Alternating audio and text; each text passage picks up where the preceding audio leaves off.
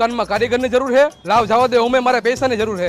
શું ભાઈ તમારે કારીગરની જરૂર છે? જરૂર તો હે, પણ મોબાઈલ ની દુકાનનો તમને અનુભવ કેટલો છે? મોબાઈલની દુકાનનો તો 5 વર્ષનો મને અનુભવ છે. શોરૂમમાં કામ કરેલું છે, મોલમાં કામ કરેલું છે, તોય ભેગું ન થયું. પછી તમારા જેવી આવી 49 દુકાનના તાળા પણ તોડેલા છે. તમારી જ જરૂર હતી. આવી જાઓ, દર મહિને 10,000 રૂપિયા પગાર સડી જાવ પાછી. એલા ભાઈ તે આને કામે કાં રાખ્યો? 49 દુકાનોના તાળા તોડીને આવ્યો છે. ભાઈ મહિને ને મહિને 10,000 રૂપિયા આને દેવા પોહાય ના 49 તોડીએ ને 50 માં આપણો વારો હોય. આપણા તાળા તૂટશે.